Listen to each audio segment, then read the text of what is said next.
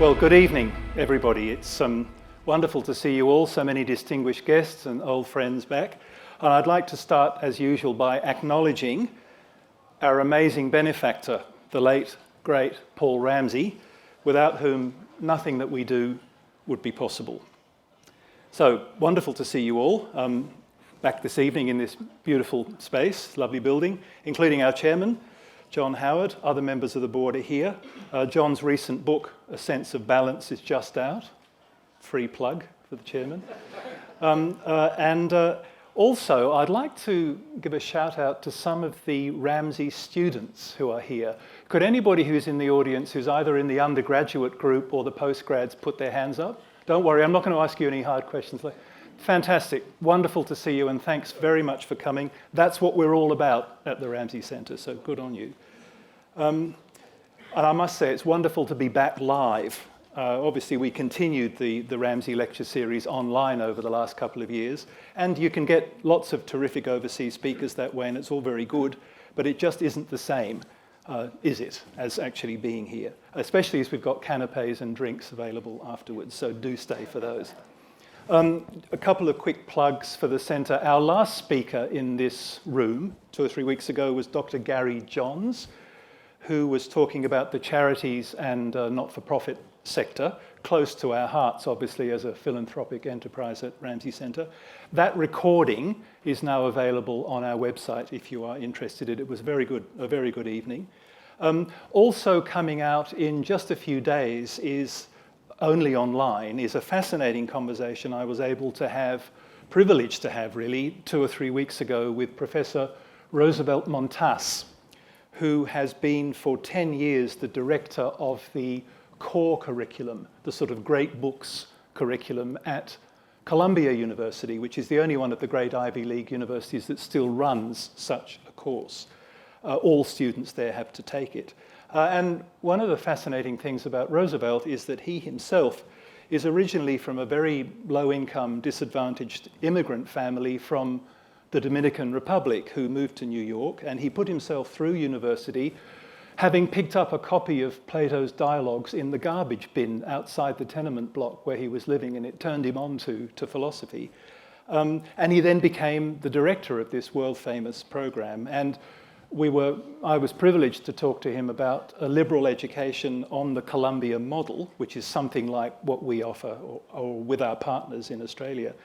And we talked about why we so desperately need that kind of humanities education today, perhaps more than we ever have before, given the kinds of threats confronting the humanities in the country at the moment. So do listen to that lecture.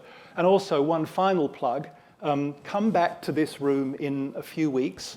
We've invited Professor Robert Toombs, the eminent Cambridge historian of France, mainly, and he's coming out to Sydney later in the year to talk about a group that he has formed with other very distinguished scholars and historians from Britain and the US, and the group is called History Reclaimed. And it's an independent group, and the idea is that they will push back against what they call distortions of history. That is not just, statue toppling and cancelling the names of people who founded buildings many years ago, but on their website, it says they're pushing back against tendentious and even blatantly false readings of history, which are creating or aggravating divisions, resentments, and even violence. Very interesting group. Check out their website, History Reclaimed, and come and hear Robert Toombs when he speaks to us in the not too distant future. So now to turn to why we are here today, and we have a very distinguished guest who's still scribbling the last words of his lecture, I see. I suspect that he is the reason why so many of you have turned up this evening. I hope it's not too warm, by the way. It's the gold melting room, not the people melting room, so I hope it's all right. The Honourable Bob Carr, as you would all know, is the longest continuously serving Premier in the whole history of New South Wales. He was elected as Premier in 1995. He stepped back from state politics in 2005, and during those 10 years, his government became the first in the state's history to retire debt. He also hosted the world's best ever Olympics in 2000. The winner will always be Sydney. And he achieved the nation's best school literacy levels, or his government did. As Premier, Bob Carr introduced the world's first carbon trading scheme, and he also curbed the clearing of native vegetation. He received the World Conservation Union International Parks Merit Award for creating 350 new national parks. After a period away from politics, he then entered the federal arena, right at the top as a senator, and immediately became foreign minister, in which role he served under two prime ministers, both Julia Gillard and Kevin Rudd. Eventually leaving politics in 2013, Bob became director of the Australia-China Relations Institute at the University of Technology in Sydney, at UTS, where he has also served as the Professor of Industry in Climate and Business. Of interest, I know, to many of you here, Bob has had a lifetime interest in American politics and American presidents. And he's met Joe Biden, as well as aspiring candidates Hillary Clinton and John Kerry. He's also met many times Henry Kissinger, who was never a presidential candidate, but possibly somebody with an overall legacy outshining many of those who did run for that office, including possibly the two presidents that he served. Mr. Carr won a Fulbright Distinguished Fellow Award scholarship, and he has served as Honorary Scholar of the Australian American Leadership Dialogue. He's also, I note, a Knight Grand Cross of the Order of Merit of the Italian Republic in recognition of his services to Italian culture.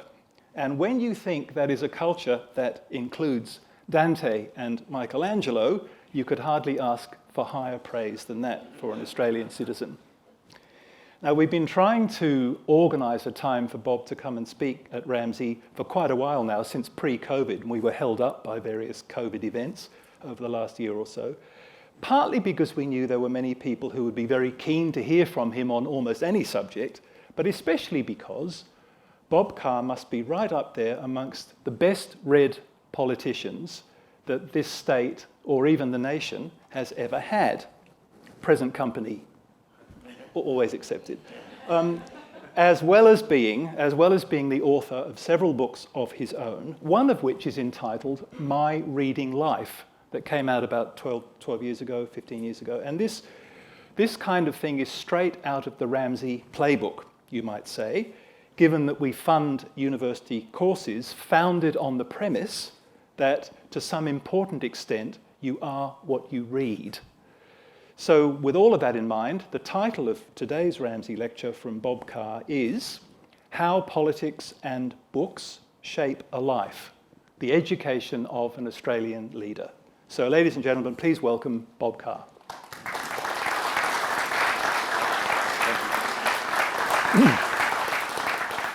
Former Prime Minister John Howard, ladies and gentlemen.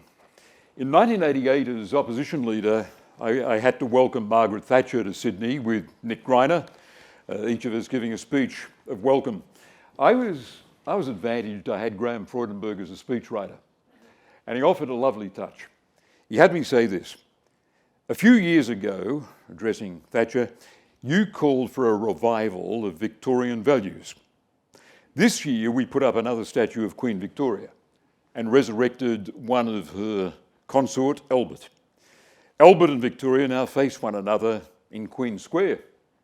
Nobody today would be so crass as John Norton, one of the original wild men of Sydney, who said in 1888, John Norton talking, there she stands in her customary attitude, one eye on Albert, the other on the mint. Freudenberg was the best political speechwriter, and I pay tribute to his memory here today. He gave me a speech for a welcome to Bill Clinton that you'd recall attending John on the shores of Sydney Harbour in November 1996. And Freudenberg had me say, we all know the strength of American democracy, its capacity for self-renewal. Therefore, we rejoice that only 40 years after the tragic events at Little Rock in 1957, a governor of Arkansas can stand before the world as twice elected President of the United States. That transformation embodies the enduring strength of the promise of America. It's sobering to realise that, to reflect that no one would use those words in a speech, enduring strength or promise of America. Certainly I wouldn't choose them today. But the reference to Little Rock, like the reference to Queen Victoria and Albert and the wild men of Sydney, presupposes something we can call shared culture, a common culture. And I remember being in the early 90s very impressed by the arguments of E.D. Hirsch in a book on called Cultural Literacy, and another American author, James Atlas, in a book called Battle of the Books, that we were losing something by way of a shared culture. Atlas in his book referred to the fact that 2/3 of 17-year-olds in America were not aware that the Civil War occurred sometime between 1850 and 1900. Nearly half could not identify Stalin, 1/4 Churchill. And both of these writers, Hirsch and Atlas, tended to agree that citizens need a field of common references, that part of cultural literacy is knowing what is meant by Versailles Treaty, Munich, Gettysburg Address, apartheid, Martin Luther King. This confirms my own view that the way to teach citizenship, by the way, is to teach history. History is citizenship. To talk about citizenship courses is to say we're not teaching properly because we're not teaching history in school. These days, I'm inclined to think that focus on a common culture as a guarantor of good citizenship is probably a bit precious. Not everyone's going to know these things, but something I am dogmatic about to this day is the need for curriculum quality for those future citizens in our school system who are drawn to the world of books, of serious reading, of scholarship. And I'm proud to say that New South Wales has held its own. You know, New South Wales was the only state that didn't abolish history. In all other states, without exception, history was absorbed, swallowed by a new creation, human society and its environment. We kept it here. And in all other states, there was a tendency, in some more than others, there was a tendency to say, it's not teaching knowledge, it's teaching approaches to learning that is the key. We held out against that, and against deconstructionism or postmodernism, we resisted that. And the New South Wales curriculum, by the way, I got my way on all of this without getting myself sworn in by the governor as Minister for Education. There are alternative approaches. I satisfied myself that when it came to rigour and to content, a curriculum based on knowledge, not approaches to learning, and rigour, high standards, we were, as some principals were inclined to tell me, the gold standard in this state, the gold standard. And when I signed off on 4-unit English and 4-unit history, modern and ancient, I was aware that we were making it possible for the best students in our system to study effectively at university level because they're up to it, they're challenged by it. And that was a rebuke to what crudely I could describe as the dumbing down of curricula in other states. I heard recently of one teacher had told his students in 2003 that the higher school certificate will be the most rigorous exam you will ever do. That made me proud. That leaves me sad. Last week I drove along Anzac Parade, Malabar, the corner of Franklin Street and Anzac Parade, and I pictured it as it sort of emerged as the centre of my life 60 years ago. Nearby there was Long Bay Jail, an inspiration or a rebuke to the students at Matraville High School across the road. There's sandhills stretching across to Bunurong Power Station on the shore of Botany Bay. Around the bend there was a council tip taking all the household waste, the putrescible waste, a Randwick municipality on a corner of a rifle range, and just next to it a sewage treatment plant generating a brown plume of barely treated sewage into the waters of off Malabar headland. There was Banksia scrub that had recently bulldozed and turned into grey sandhills, pulverised into grey sand, to take new housing. It was the best possible environment for a kid to grow up in. At the same time, it was an advertisement for utter suburban mediocrity, relieved by these things. At the brand new high school, I was in the first year to go through Matraville High, they started to acquire books for a library, and that trickle of books was a great bonus to me. And some municipal hack at Randwick Council decided there'd be a mobile library and it would visit this corner of Anzac Parade and Franklin Street, Malabar, every fortnight.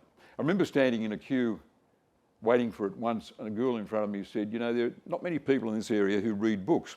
And I came from a house that didn't have books or a record player or any music, except I think my father's army manuals, which had fiction and illustrations from his World War II army service. So culture was the school library, just getting underway, the visits of a truck with books in it every fortnight, and I've got to say this, John, down in Malabar Primary School, the monthly meeting of the Malabar South Matraville branch of the Australian Labor Party. And if you think about it, that which I joined when I was 15, taking these weather-beaten returned servicemen and workers in local industry by surprise when I came in my school uniform and said I wanted to join the party. The local member, Danny Curtin, said to me, "You're not after my seat, are you?" And I thought, how do I give an honest answer to this question? It was an advertisement for nothing less than Australian democracy. We're a self-governing society. It was a local branch of working class men mainly who thought that they had a right to have a say in how Australia's governed. And even in a bad election in those years, the Labor Party, under Arthur Calwell's leadership, for example, would still get 47% of the first preference vote. So among the world's Labor and Social Democratic parties, it was a standout success. The first lecture at university, March 1965, was delivered by Leonie Kramer, my first encounter with university education. And this was English 1. The curriculum, I've got it here, the reading list, was pretty safe, pretty cautious. I might say, today being harsh, it was the little literature of England. It was a reading list for people who are going to be village schoolmasters, expressed harshly. Here's my fantasy looking back. I wish there had been an Alan Bloom or a Harold Bloom who would have arrived at that lectern in the Science Theatre on the Kensington campus and said, that reading list you've all got, Conrad's Lord Jim, Nathaniel Hawthorne's Scarlet Letter, they're the things you read on a wet Sunday afternoon. He said, I'm scrapping that. I'm going to lead you in this term through an encounter with Homer's Iliad in the Lattimore translation.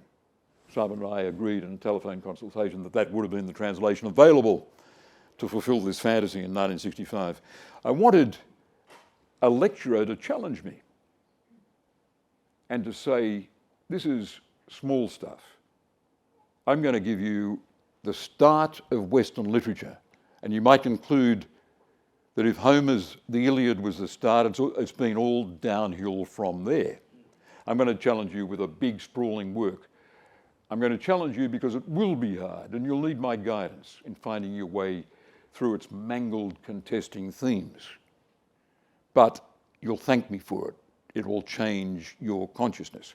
Or a Bloom, Harold, or Alan might have said, forget the curriculum, those safe, neat English literature icons. I'm going to give you a big novel, The Brothers Karamazov, where the characters argue about the existence and the meaning of God. Big questions. Arguments that upset an exchange in a monastery outside a Russian town. Or I'm going to give you Tolstoy's War and Peace. Vast landscape, numerous little figures involved in factors they can't understand, great forces they can't understand. Effectively, I'm making a case for a great books course, a great books course. Here's what a writer I'm going to strongly recommend said about his encounter with the great books course. He describes, first of all, he says, they have an argument about solving major political and social demands in the university is mistaken. He says, the university is on the sidelines of these big arguments. He said, in university, you encounter metaphor and structure. You encounter works that subvert everything you've ever thought. He spoke about his lecturer saying this on King Lear. He said to his students, nobody can lay a glove on this play. This is the greatest thing written by anyone, anytime, anywhere, and I don't know what to do with it. In a case like this, no one else knows what to do with it either. I would have loved a lecturer who said that to me. The greatest work ever written. And he quoted one encounter from the many you could take from the pages of Lear. Gloucester approaching Lear and saying, oh, let me kiss that hand. And Lear, this is Lear in the wilderness, Lear dislodged, Lear mad, says, let me wipe it first, it smells of mortality. This is so modern, it makes you flesh creep. Shakespeare, an agent of colonialism. Rousseau, part of the hegemonic discourse. The Greek classics, bulwarks of democracy. Was it really literature and philosophy that people were discussing in such terms? This is how David Denby, the writer I'm giving a big plug to, opened his thrilling book called The Great Books, published in 1996. I got the recommendation from Rowena Danziger, the principal of Aston. Helena and I bumped into her on a holiday in New York. She said, you've got to read this. She said, it's the story of written by the movie critic of New York Magazine. 30 years ago, he did the Great Books course, so-called, at Columbia University, and a settled man, married, a husband, a father, he opted to take himself back and do the same course, to interrogate this Lit Hum course, literature, humanities, as it's nicknamed, and find out what light it sheds on the debate about canon, the debate about curriculum.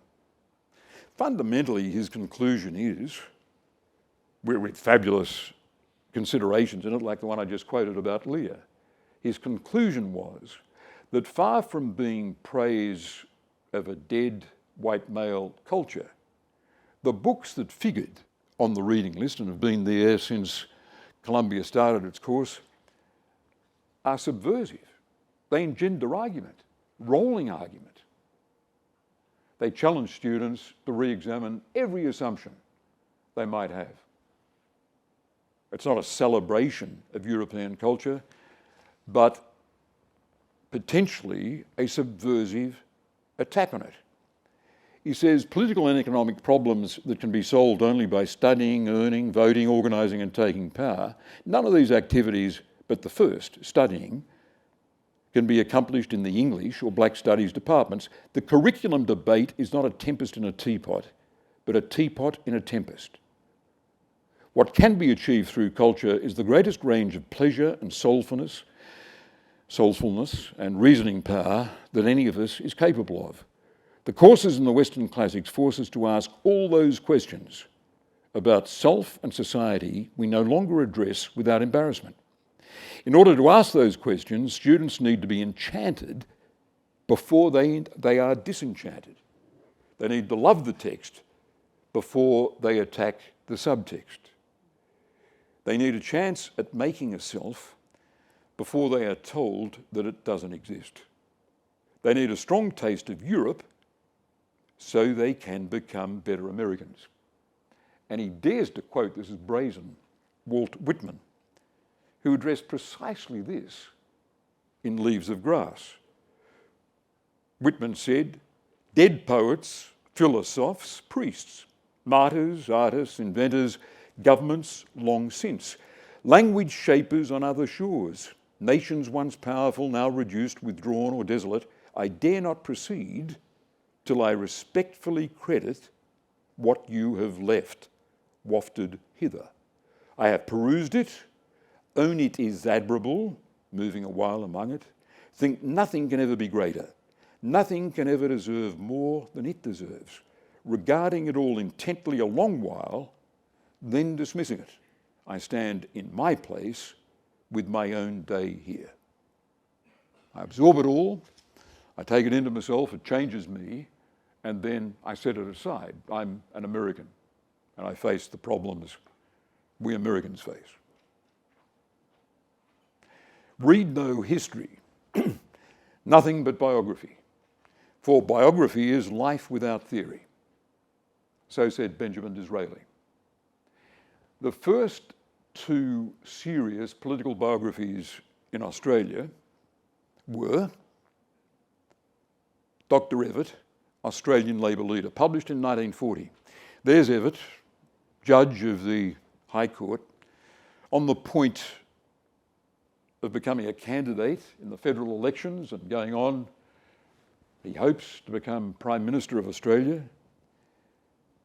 producing a book on William Arthur Holman, the second Labor leader in New South Wales and Premier, with Hughes, a Labor leader, leaving Labor in the conscription split of 1917, regarded as the greatest orator of his day, later leader of the Nationals in New South Wales, the non-Labor party.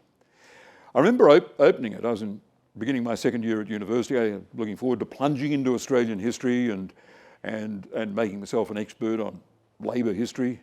Now, an active member of the Malabar South Matraville branch of the Labor Party, meeting near that putrescible waste tip and the sewage disposal plant and within sight of Long Bay Jail. Dr. Herbert Vere Evatt, I know John will agree with me here, was a mysterious figure, and we could debate his contribution all night, utterly paradoxical. And to me, I thought, how did someone as brainy as Evatt prove such a shambolic political leader? He'd been leader up until 5 years before. I opened the book he'd written, the story of W.A. Holman, and entered what for me is a kid with this devotion to politics, a magical world. It disinterred the world of 1890s New South Wales politics. And a dominant player in it was George Reid. George Reid, a short, fat figure with a piping reed of a voice who could hold an audience from a hotel balcony or in the Sydney Domain or in a ballroom in the palm of his hand. And he stood for something big. He stood for the idea that the tax base of the Australian colonies and ultimately the Federated Commonwealth should be income and land, not customs duties. It was a passionate commitment to relieving the burden of high prices on imported goods, the essentials of life, that led him to champion free trade when Alfred Deakin from Victoria was pushing a protectionist vision backed by powerful interests in Victoria as a way of this new nation having a manufacturing base. George Reid figures big, Premier of New South Wales from 1894 to 1899, sustained by a Labor Party which in this state was actually free trade. John Howard, Paul Keating are inheritors of a free trade tradition championed by this colourful figure, one of the outstanding Australian political debaters, George Reid, buried by the force of Deakin's presence and by the protectionist instincts of Victorian forces in the early Australian Federation.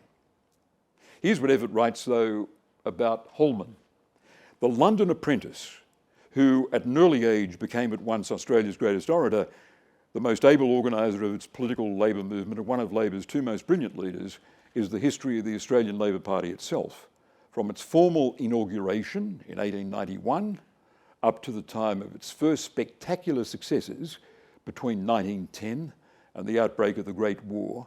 In that period of 25 years, the Labor Party gave significance and some coherence to the political life of a country which before 1890 had been controlled in the main, writes Evatt, by opportunists or demagogues. The copy of the book I've got is signed by Evatt and stamped Labor Council of New South Wales, Labor Research Bureau, Trades Hall, Sydney, and I suppose in my will I'm morally obliged to return it to the Labor Council of New South Wales. But as I turn the pages of the book today, so heavy in detail, I can't widely recommend it. I am charmed by the revival of our political culture from the first 30 years of our federation, the first 20 years, sorry, of our federation. Joseph Benedict Chifley, who came to be numbered among the great Australians, was first and last a Bathurst man and felt himself to be citizen of no mean city.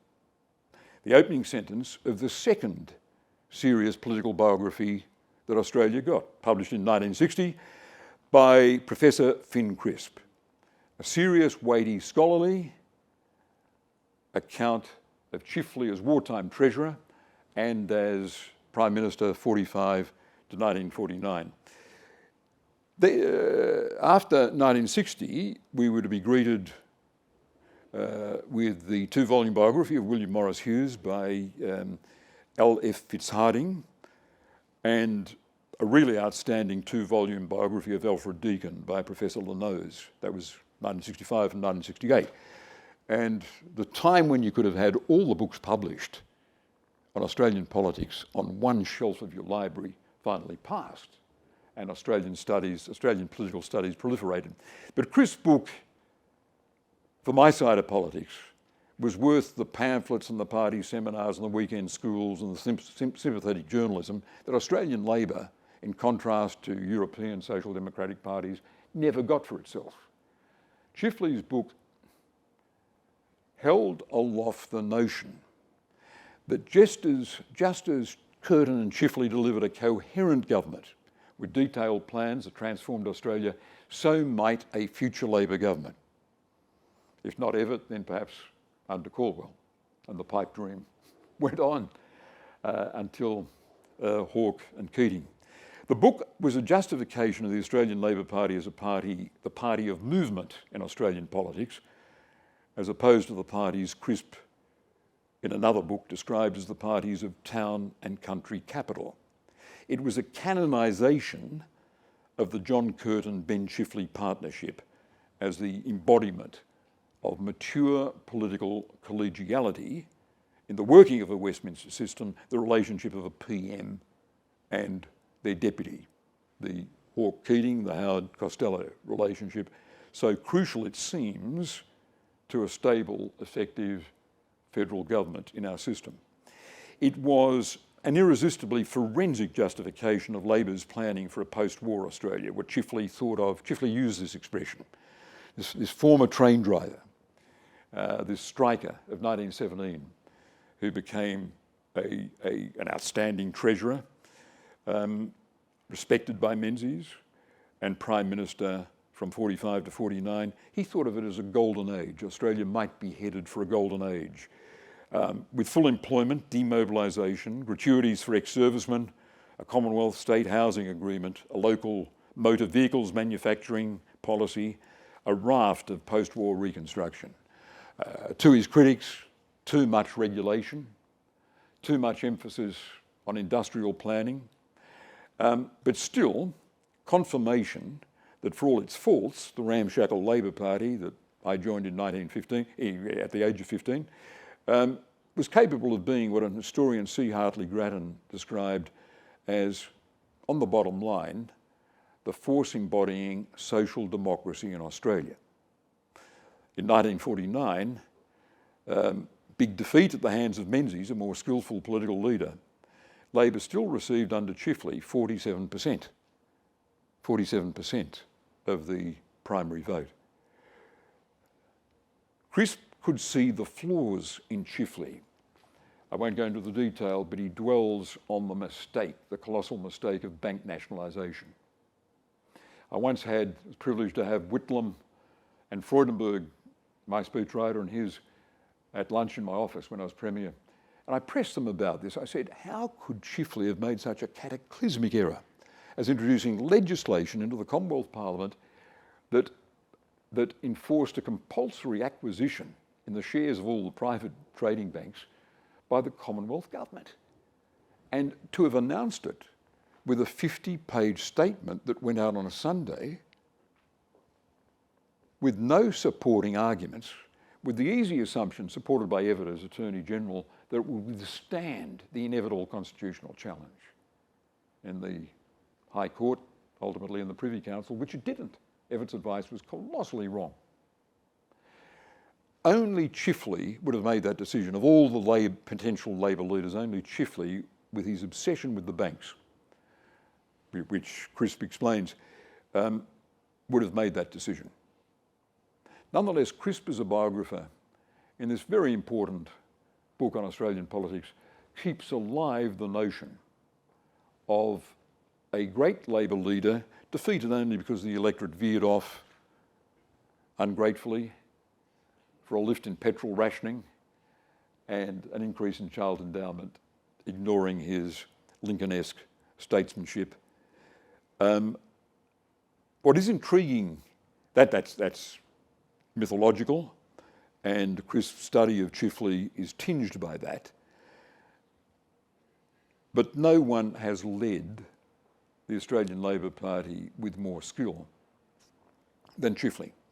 Anyway, these two biographies, the first serious biographies of politicians produced in Australia, Everett on Holman, Crisp on Chifley, taught me more about politics than I would have gained by reading carefully Plato's Republic or Aristotle's Politics. It's the solidity of politics, of history, and its contestability that makes it for me the prime study. But as Abraham Lincoln was fond of saying at the end of letters that he sent off to critics, but I might be wrong. For a long time I was captured by the charm of US political history. Alabama cast 24 votes for Oscar W. Underwood. I only have to read that or hear it in a recording or imagine it, and I think of the charm. A lot of us have felt it, of a US political convention and the roisterous democracy that was America at its best. The stories of conventions alone, the wonderful Democratic Convention of 1932, when just about everyone in American life was there to see the Democrats nominate the governor of New York, Franklin Roosevelt, childhood's a adult survivor of polio, gently overlooked, as the Democratic candidate for president in that crucial election. The late Stephen Solars, at the time a prominent New York Democratic congressman, recommended to me 3 books he thought were indispensable on American politics. Anyone here who's read even one of them will get a signed copy of Diary of a Foreign Minister. Let me share them with you. Yeah, see Tom Switzer here. This is I'm going to test things. A.J. Liebling, the Earl of Louisiana, not Huey Long, but Earl Long, his brother, the Liberal Long, published in 1961. William Allen White, A Puritan in Babylon, the story of Calvin Coolidge, published in 1973 by William Allen White, a legendary American writer out of the Midwest. And The Shadow of Blooming Grove by Francis Russell, 1968, the story of a remarkably interesting but utterly mediocre Warren G. Harding, elected president in 1920, with the looks of a movie star when Hollywood was just emerging, but with an utter mediocrity that pushes the boundaries of mediocrity. Solars recommends those 3 books. I would add to them T. Harry Williams' 1950 biography of Huey Long, the bad Long, and Benjamin P. Thomas's 1952 short 1-volume biography of Abraham Lincoln. And a book called They Also Ran, 1943, by Irving Stone, you know, the biographer of, who wrote biographical novels about Van Gogh and Michelangelo. He wrote this book, 1943, wartime printing, never reprinted, about the failed candidates for the presidency and a discussion of whether Al Smith, for example, standing for president in 1928 for the Democrats, might have made a better choice than Herbert Hoover. But anyway, this field is very wide, the territory is limitless. We can discuss books on American politics at great length, but here's the deal, as Joe Biden is fond of saying. American historiography, a fancy word for history writing, is now upended, deeply challenged by the descent into the era of Donald Trump and the creative destruction that this idiot of genius, this transformative president, represents.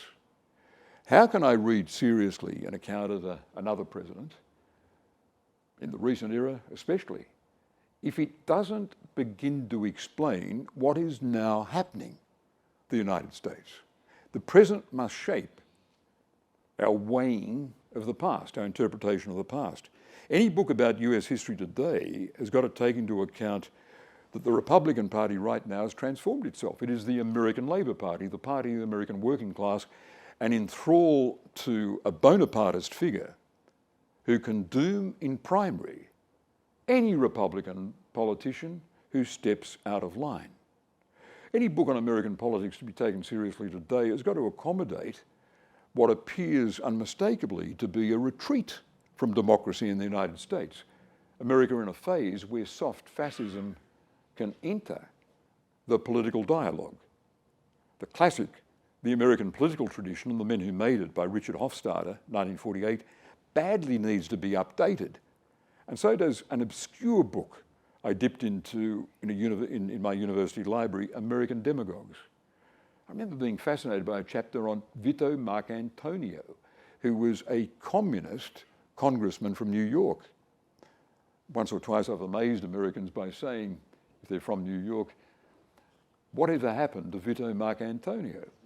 It's a conversation stopper, I can guarantee. But the successful demagoguery of Trump, which is transforming American politics so thoroughly, deserves an explanation. So too does what may be, I choose my words carefully, be a retreat of American power. I choose my words carefully, I think it's possible to see a world in which America, after Iraq especially and Afghanistan, can never be as confident as it once was. Its power challenged by the rise of China, but even, it seems, by an economically shriveled Russia. A more pluralistic world, and America not remotely the confident giant. Schultz, Kissinger are figures from the past. It's hard to see a Secretary of State with the confidence of their statecraft. We don't need a soft-minded official historian, someone who subscribes to the cult of the presidency, like a David McCulloch, who told us that John Adams was a good man. This is, by any laboratory test, a meaningless statement, and no historian should say it about the subject of his study. What does it mean? The cult of the presidency is indulged in such biographies, one political warhorse after another, sometimes a general, transformed into greatness. The trope of describing an inauguration where suddenly the grey clouds part and a ray of sunlight illuminates the lectern and the inaugural address being read into the political record figures in a lot of such biographies. I want to see condemnations. And my inveterate heroes, Lincoln and Franklin Delano Roosevelt, are, in my view, rendered more eerily great figures when I hear the criticism. Take Roosevelt, for example. When I hear that Truman described him, briefly as vice president, as the coldest man I ever met, I'm more intrigued by FDR than if I'd never heard that. when Conrad Black, one of his biographers, says he had an insatiable vindictiveness. I'm deeply interested and find a lot of ready confirmation of it. I even think about his gullibility facing Stalin. But a mistake like that renders him more human and more understandable. James McGregor Burns, and I read this ventured into the first volume of his 2-volume biography of Roosevelt when I was at Material High School. I got out of that mobile library that stopped every fortnight at Malabar. He wrote about the dualism of a president who thrived on disarray and who could famously admit, I never let my left hand know what my right hand is doing. One of my favourite stories about Franklin Roosevelt is a meeting when the retiring ambassador to the court of St. James, Joseph Kennedy, came in to report to him. Roosevelt detested Kennedy and certainly was not going to give him anything he didn't have to give him, but he wanted his support in rallying the Irish Catholic vote in Massachusetts later that year. But when Joseph Kennedy left the office and the door clicked shut, Roosevelt turned to his secretary and he did this. The insatiable vindictiveness, the cruelty that lurked there. And there's a book on his management of World War II that focused on the utterly improvised and chaotic nature of wartime management. But if you think about it, all wartime management at the national level had elements of that.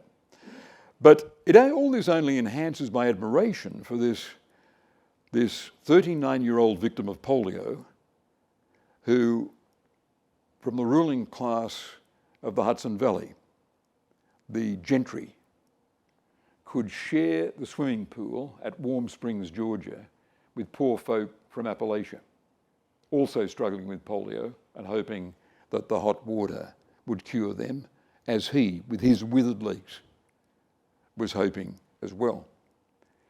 I suspect any study of 20th century US presidents will now have to deal with the relationship of that ruler to the rise and fall of imperial rule by an America which inconceivably to a Washington or a John Quincy Adams or a Lincoln has navies in every one of the world's oceans, a network of 800 bases ringing the world, and a capacity to land expeditionary armies in Gulf states to be defeated by goat herds mobilised in local militias. It's true, but nevertheless an imperial undertaking that can only be understood in those terms.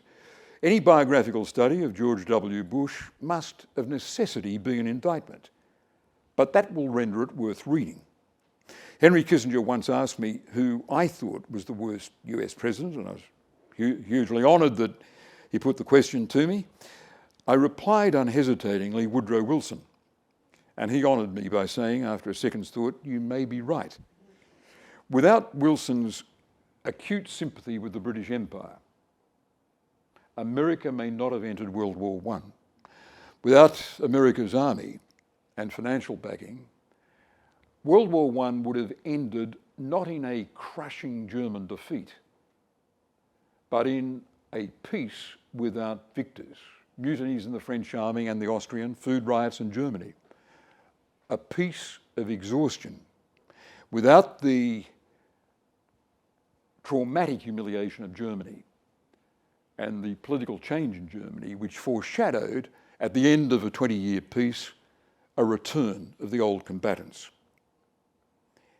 Woodrow Wilson was also the last thoroughly racist US president.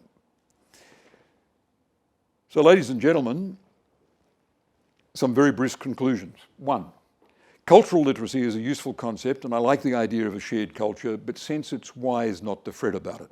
Most citizens can make a decision about who's the better PM without knowing what's meant by the Westphalian state system or the story of the League of Nations. 2, let's make sure there's a knowledge-based curriculum pursued with rigour, so that young citizens in our schools predisposed to the world of books can discover their love of learning. Make sure we teach traditional disciplines like history, ancient and modern. Make our students of literature have to finish and not be able to avoid Shakespeare. Find a way of seeing that our STEM subjects are as rigorous as those taught in the high schools of Singapore and Shanghai. 3, all Labor leaders should be forced to read Finn Crisp's biography of Ben Chifley, Conservatives too. And all premiers, Dr. Everett's biography of W.A. Holman, although the crushing detail and the reach of politics 100 years back, I think, would challenge most others. I can't guarantee it'll make these politicians better at their jobs, but I think it would elevate them above the daily grind, and like all our reading, you might relish it for its own sake. The next recommendation is that only biographies of US presidents that shed light on the rise to world power and the misrule and the defeats that have followed the wobbles of the empire and the start of what seems withdrawal and decline are worth reading. Don't waste time on the mushy stuff retelling myths about demigods carved in marble. Finally, give us a great books course in at least one of our universities and teach it as an unsentimental interrogation of so-called core works that we need to interrogate before, in the spirit of Walt Whitman, setting them aside to deal with the problems of our time. Can I quote Joseph Epstein in a wonderful essay, The Bookish Life? He says this: "People say that life is the thing," wrote Logan Purcell Smith, "but I prefer reading. In fact, with a bit of luck, the two reinforce each other," says Epstein. In The Gamanti's Way, one volume of his great novel, Proust has his narrator note a time when he knew, quote, "more books than people and knew literature better than life." The best arrangement, says Epstein, like that between the head and the heart, is one of balance between life and reading. One brings one's experience of life to one's reading and one's reading to one's experience of life. You can get along without reading serious books. Many extraordinary, large-hearted, highly intelligent people have. But why, given the chance, would you want to? Books make life so much richer, grander, more splendid. The bookish life is not for everyone, nor are its rewards immediately evident. But at a minimum, taking it up, you are assured, like the man said, of never being out of work. As for Queen Victoria standing outside, well, the indictment is easy. She never raised a flutter of concern about child labour or the genocides that accompanied imperial expansion, nor bothered herself with the opening of the opium trade to China or the destruction by the East India Company of an ancient Persian-based civilization centred on Delhi. On the other hand, she never attempted to overturn the conventions of constitutional monarchy or an independent judicial system, or stopped her beloved Benjamin Disraeli from spreading the franchise to the working class. In this colony, she was largely worshipped by Australian Britons, which is how we regarded ourselves, as Australian Britons. Under her domination, they in turn made parliamentary democracy. They managed a polity without mob rule or military coups, unlike the white settlers of Latin America. This independent judicial system they built, among other things, ultimately delivered abortion rights in this state and Wick and Mabo in the national jurisdiction. It was a powerful force in our life. Donald Horne said our constitution was a document written to flatter Queen Victoria. Well, that may be true. The civic achievements, however, of parliamentary democracy on this continent are no small thing. Our civic achievement needs acknowledgement and sometime needs to be elevated above our sporting achievements or, more seriously, our military achievements. Unlike Robert E. Lee and Stonewall Jackson, whose statues have all been pulled down in the United States, Queen Victoria didn't fight a civil war to entrench slavery. I, for one, can live happily with the fact that Queen Victoria may not be taught in our schools, but I'm drawn to the position that she can be allowed to continue to stand outside. As one of the wild men of Sydney put it, and as the great Graham Freudenberg recalled, in her customary attitude, with one eye on Albert and the other on the Mint.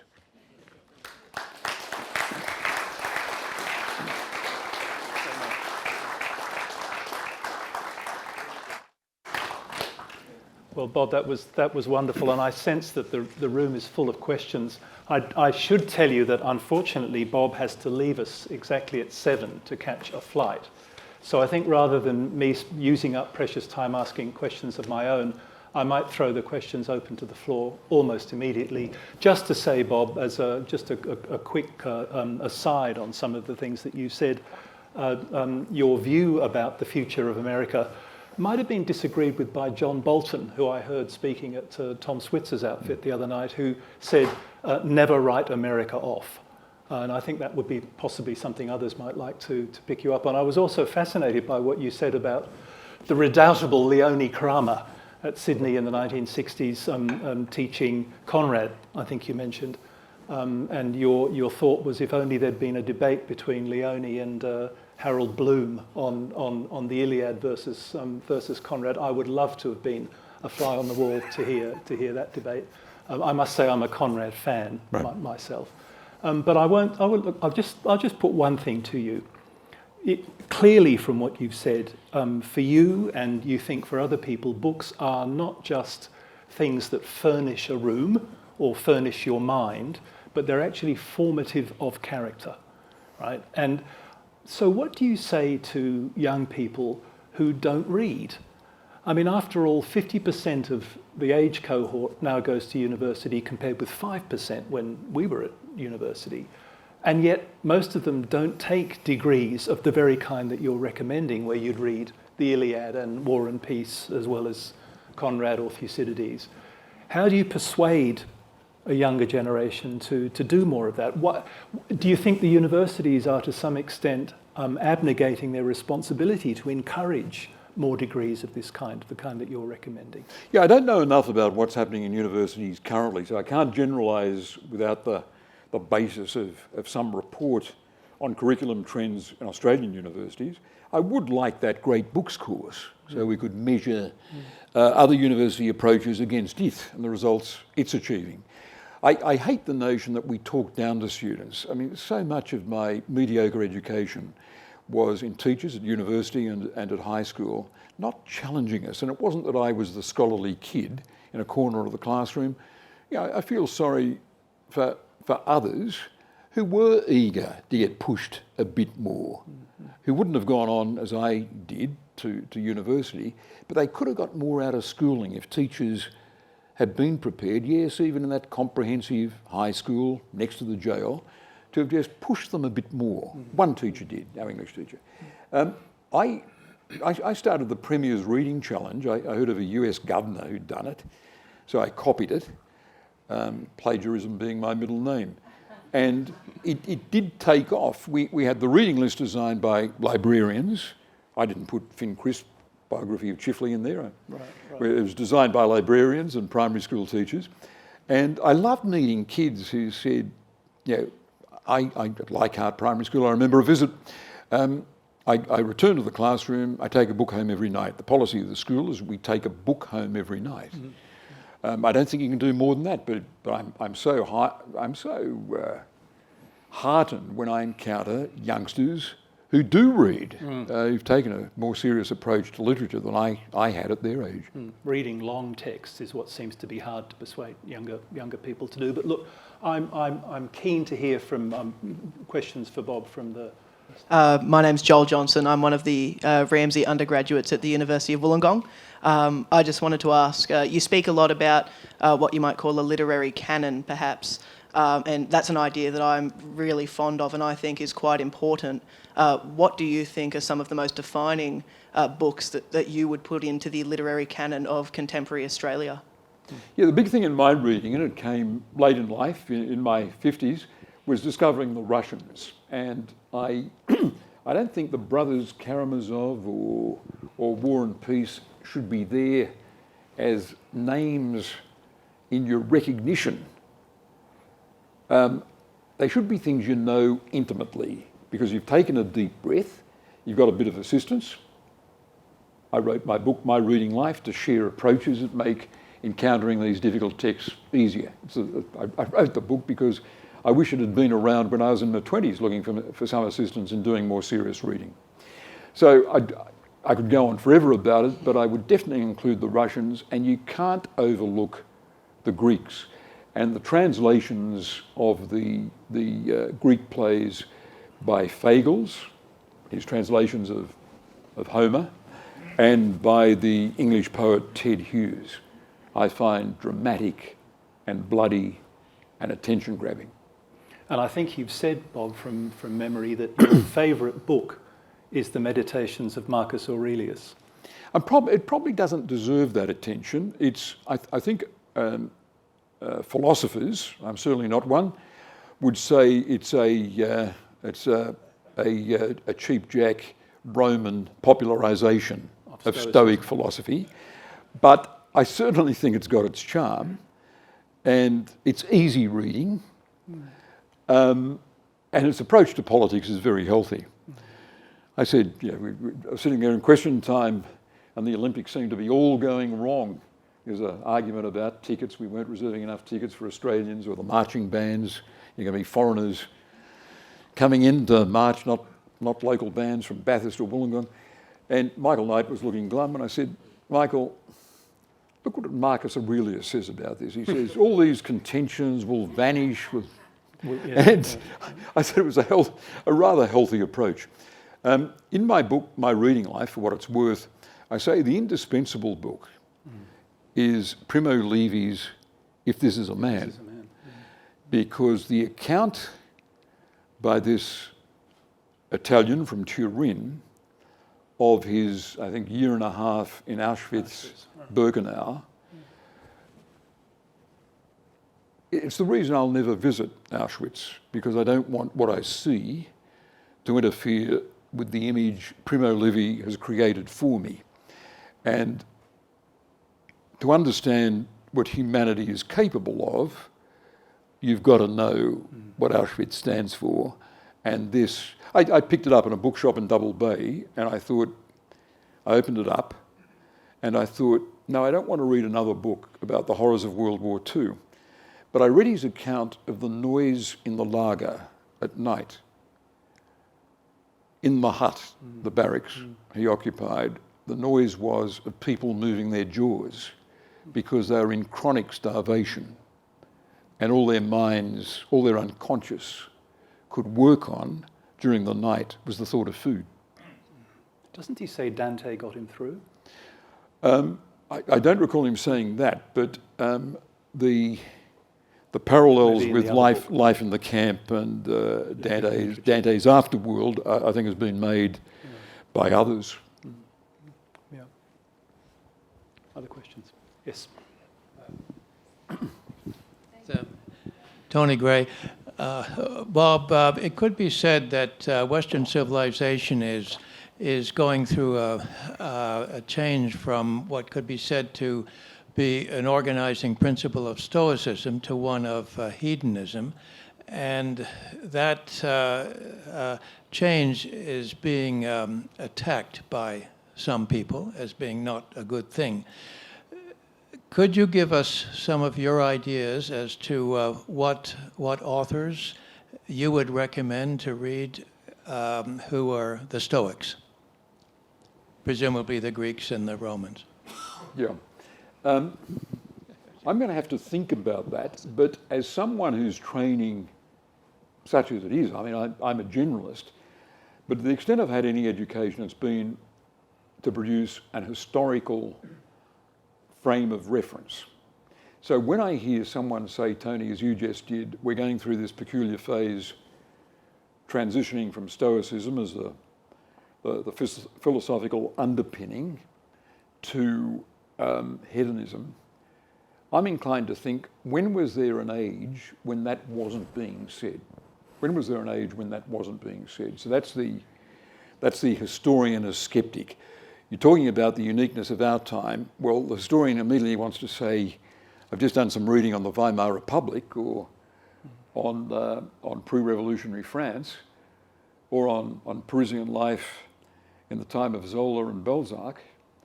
In all those phases, this could have been said. There was a lady just there. Yeah. Thank you for your address, sir. My name is Gigi Foster. I'm a professor of economics at University of New South Wales, and I first wanted to just make a comment on the Auschwitz topic, which is that if you don't want to visit Auschwitz, you might read another book, which is quite short, called Man's Search for Meaning by Viktor Frankl. Very moving and I think a good counterpoint, perhaps, and more hopeful to the other book you mentioned. But anyway, in relation to your comments on universities today, one of the courses I teach and developed about 6 years ago now, is one that does include a bit of reading of the founding thinkers in economics like Adam Smith and Karl Marx and Henry George and Thornton Veblen and all these people, but it's very difficult to squeeze in that course into our program, and one of the reasons is because there's a great amount of administrative pressure to produce career-ready graduates. And when we encounter that pressure, the emphasis seems to always become on technical skills, being able to use Excel or download these data or, interpret something, and not, in fact, to critically think about anything that has been written and to read those things that have been written by long ago thinkers, and particularly in my discipline, which is so intellectually rich and has a 200 or 300 year history. Not to have that is a huge gap in our education, but to fill it is an enormous challenge in the political climate. So I wonder what you could tell us about where that push for career-ready graduates is coming from, and what can we do as citizens to push against that and to try to uphold the notion that education should be about educating the person, the mind, the citizen, not just producing a worker for the machine. I'd try a pragmatic argument, and that is to say to your critics, this is the most vocational study you could contemplate. If I'm making the case for studying history at university, I'd say the collection of material, the weighing of that material, the finessing of an argument, the shaping of an argument, is the best preparation you could have for working, for example, in the public service and writing recommendations, writing reports that will find their way to the desk of a Prime Minister or to a Premier. It's so rare to encounter good writing. So rare. The diplomatic cables that I encountered as Foreign Minister were exceptionally well written. But elsewhere in government, you don't notice a skill with words that suggests they've mastered every argument and they've shaped a case. History produces that.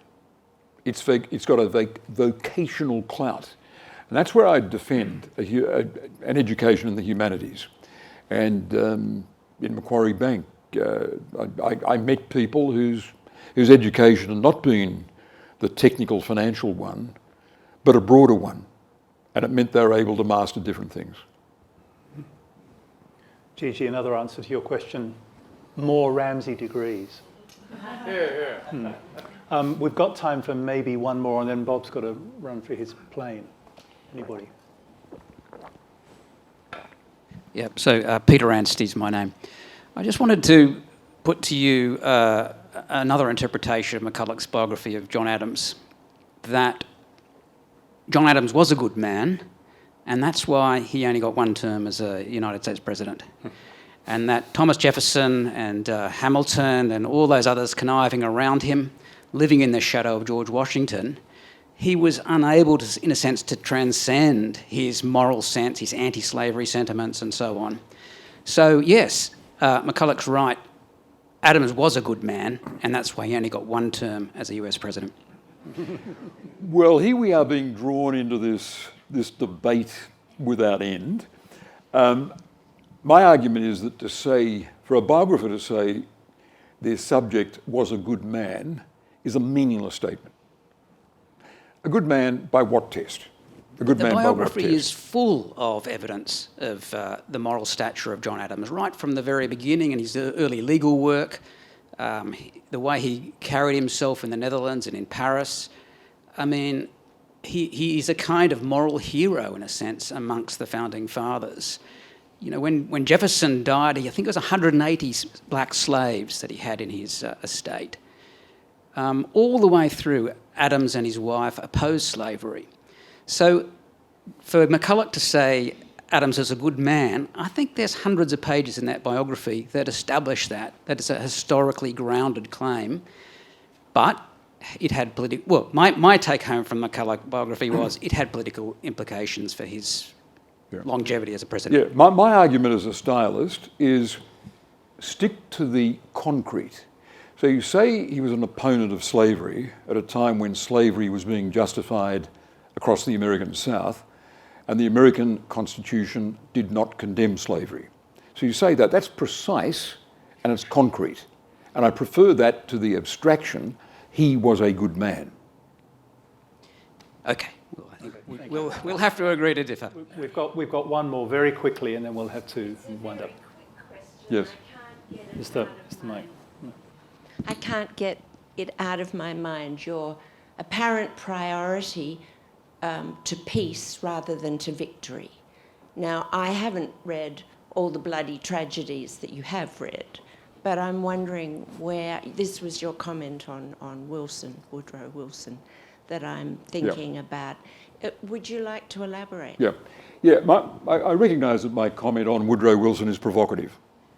And there are fat biographies of Wilson that barely entertain the possibility it was a mistake. And our Anglo view of the world, a country that paid a very high price on the battlefields of Gallipoli and France, is naturally to think well of an interventionist US president. But considered from the perspective I'm taking up, without that American commitment, there would indeed, on all the evidence, have been a piece of exhaustion, the combatants falling over themselves, mutinies in the French army, food riots in Germany, the Austrian-Hungarian war effort about to collapse as the Russian war effort had collapsed. 1 million American troops tipped the balance, and the defeat of those climactic months that all of us are conscious of, none more than John Howard with his family history in the battlefields of 1918, was so decisive. It's possible to imagine that a piece of exhaustion would not have seen Germany tear down its Kaiser, cease to be some sort of constitutional monarchy with a Reichstag, and lapse into the political and economic turmoil that it did, with the war resuming. So it is an adventurous thesis, and there's a lot of speculation in it, but I don't think excessive speculation. Woodrow Wilson must be judged on whether that and the mistakes of post-war reconstruction rendered inevitable a resumption of hostilities in 1939. Bob, you've left us a huge amount to think By about. the way, he did, the final sentence, of course. Simon. By the way, his first act as president was to reinstate racial segregation in the Washington public service. So blacks who worked in the post office as federal civil servants lost their jobs. Only whites could hold those jobs. So if we're using the expression good man or moral exemplar, Woodrow Wilson would not be a strong candidate. He was a Southerner, of course, and Warren Harding, compromised by corruption, was so much better on race. And Warren Harding's decision to release from jail the Socialist Party candidate for president on 3 previous occasions, who Wilson malignantly kept in jail, was also an act that shines the light on Wilson's unadmirable qualities. Okay. I was only drawing a line, Bob, because I know you've got to run for a plane. Okay, I just hope Qantas is there for you when you get to the airport. Anyway, it's been a privilege to hear everything you've had to say. It's been a wonderful talk. We're all very grateful. Please, everybody, a warm hand for Bob Carr. Thank you.